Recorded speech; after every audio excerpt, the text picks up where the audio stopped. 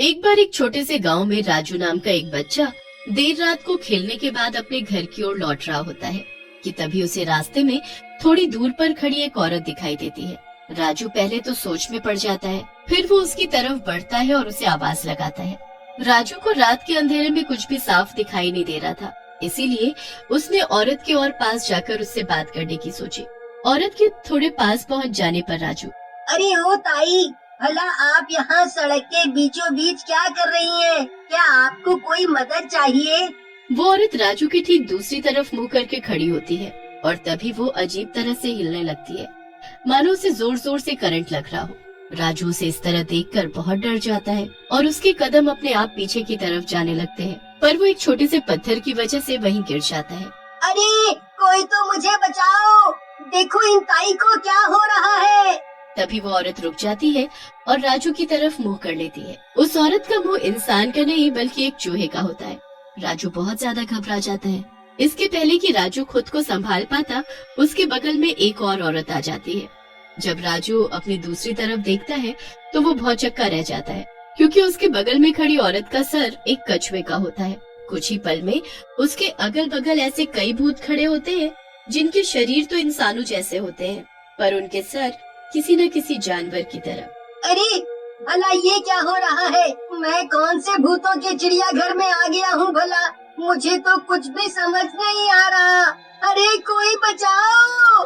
तभी चूहे के सिर वाली चुड़ैल राजू को कहती है, अब तुम्हें कोई नहीं बचाएगा राजू, और न ही तुम्हारी आवाज कोई सुन पाएगा। अब हम तुम्हें एक ऐसी जगह ले जाएंगे जहाँ तुम्हें हमारे ही जैसे कई और लोग मिलेंगे। उस दिन के बाद राजू किसी को भी नहीं मिलता है और वो गायब हो जाता है। उधर अगले दिन सुबह राजू की माँ का रो रो कर बुरा हाल होता है। हाय मेरा बेटा राजू, जाने कहाँ चला गया मुझे छोड़कर।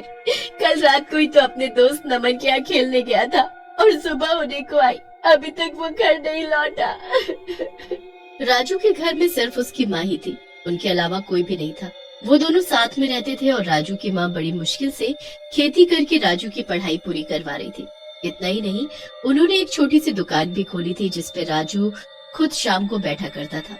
इसी दुकान से सामान बेचकर और खेती करके वो दोनों किसी तरह से अपना गुजारा कर रहे थे। पर राजू के गायब होने पर तो जैसे राजू की माँ की दुनिया ही उजड़ गई थी। उन्होंने राजू को किसी भी हाल में ढूंढने का फैसला कर लिया। वो हर रोज सुबह होते ही अपने बेटे को ढूंढने निकलने लगी और देर रात तक उसे ढूंढा करती थी, पर राजू का कोई सुराग नहीं मिला। अब चाहे कुछ भी हो जाए, मैं अपने बेटे को ढूंढ कर रहूंगी, मैं उसे अपने से दूर नहीं जाने दूंगी। राजू की माँ के मन में ये सब चल ही रहा था और उधर राजू की ही तरह धीमे धीमे गांव के बाकी लोग भी एक एक करके गायब होने लगते हैं। इस तरह से लोगों के गायब होने पर गांव की पुलिस भी अलर्ट हो जाती है और रात में पेट्रोलिंग करने लगती है, लेकिन फिर भी गांव के लोगों का गायब होना नहीं रुकता है। एक रोज शाम के वक्त राजू की माँ उसी रास्ते से घर लौट रही होती है जहाँ पर राजू गायब हुआ था।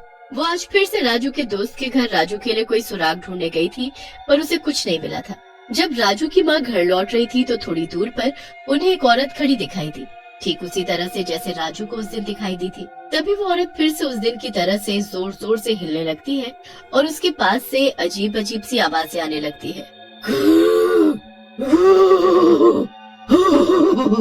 अरे ये कौन है भला? कितनी अजीब सी दिख रही है ये औरत। कौन हो तुम और तुम इस तरह से क्यों चल रही हो? तभी वो औरत राजू की माँ की तरफ मुड़ती है। उसकी शक्ल देखकर राजू की माँ हैरान हो जाती है, क्योंकि वो कोई आम औरत नहीं होती बल्कि वो एक चुड़ैल थी और उसका सर एक चूहे का था। अब तुझे बचाने कोई नहीं आएगा बुढ़िया, आ तुझे वहीं ले चलूं जहाँ मैं तेरे बेटे को ले गई थी। ये सुनकर राजू की माँ हैरान हो जाती है और वहाँ से भागने की कोशिश करने लगती है। जैसे ही वो पीछे की ओर मुड़ती है, एक अजीब सा दिखने वाला आदमी जिसका सर एक बंदर का था, वो राजू की माँ के सर पर एक डंडा मार देता है। डंडा पड़ने की वजह से राजू की माँ बेहोश हो जाती है। जब राजू की माँ की आँख खुलती है तो वो अपने आप को एक पिंजरे में कैद पाती है। राजू की माँ अपने अगल बगल देखती है तो उन्हें कई पिंजरे दिखाई देते हैं जिनमें लोग कैद थे। उनमें से एक पिंजरे में राजू भी कैद था जो अपनी माँ को चीख चीख कर बुला रहा था। माँ तुम यहाँ कैसे आ गई? माँ तुम्हें यहाँ नहीं आना चाहिए था। माँ यहाँ पर कई अजीब से दिखने वाले भूत हैं, जिनके सर जानवरों के हैं और ये हम सबको भी अपनी तरह बनाना चाहते हैं। माँ हाय मेरा बेटा, तू ठीक तो है ना? मैंने तुझे कहाँ नहीं ढूंढा। तू बिल्कुल भी चिंता मत कर, मैं आ गई हूँ ना। अब मैं तुझे और इन सभी लोगों को यहाँ से छुड़वा लूंगी। तभी वहाँ फिर से चूहे के सर वाली चुड़ैल आ जाती है और उसके पीछे उसकी भूतों की टोली आ जाती है। क्या बात कर रहे हो तुम माँ बेटे? बस कुछ देर रुक जाओ, फिर तुम भी हमारी तरह ही हो जाओगे। फिर आराम से बातें करना। नहीं, मैं ऐसा कुछ भी नहीं होने दूंगी। मैं मेरे बेटे और यहाँ फंसे सभी लोगों को यहाँ से निकाल लूंगी। राजू की माँ ये सब बोल ही रही थी कि उधर से एक भूत आया और उसने पिंजरे में कैद एक आदमी को निकाला और अंदर बने एक कमरे में ले गया। वो आदमी डर के मारे जोर जोर से चिल्ला रहा था, बचाओ बचाओ, कोई मुझे बचाओ, ये तुम मुझे कहाँ ले जा रहे हो? मगर उसकी किसी ने नहीं सुनी। पिंजरे में कैद बाकी सब लोग इस भयंकर मंजर को देख रहे थे, पर सब बहुत मजबूर थे। थोड़ी देर बाद वो आदमी जब बाहर आया तो सबके होश उड़ गए थे। उस आदमी को भी भूतों ने अपनी ही तरह बना दिया था। उस आदमी का सर एक जिराफ जैसा हो गया था। हे भगवान, ये क्या हो रहा है? हमारी मदद करो भगवान, हमें यहाँ से बाहर निकालो। तभी वहाँ पर एक आदमी आता है जिसकी शक्ल बाकियों से बिल्कुल अलग थी। उसके आते ही सभी भूत उसके सामने झुक जाते हैं और उसके पीछे खड़े हो जाते हैं।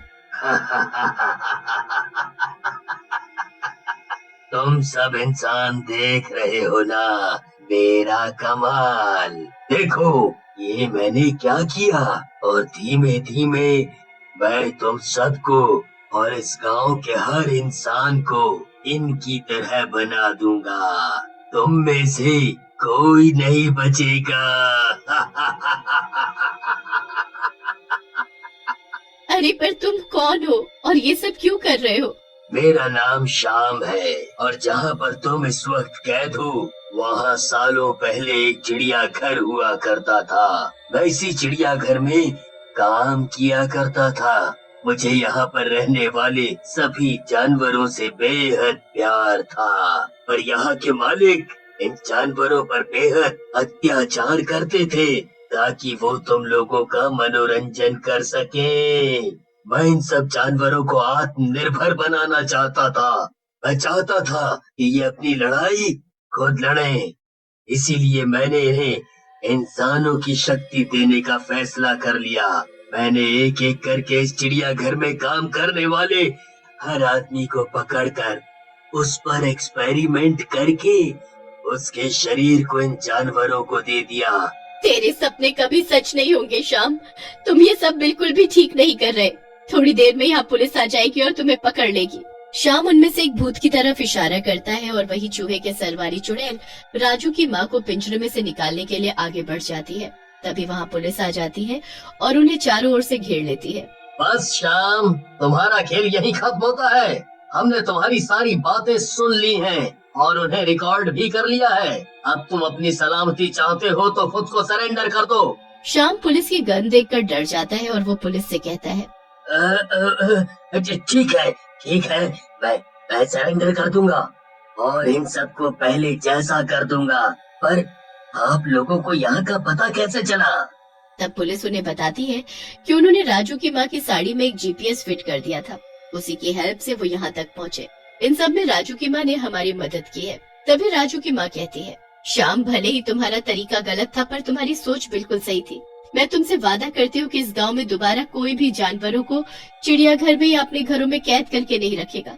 बस तुम सबको पहले जैसा कर दो। ये सुनकर श्याम सबको पहले जैसा कर देता है और राजू अपनी माँ के साथ अपने घर वापस चला जाता है।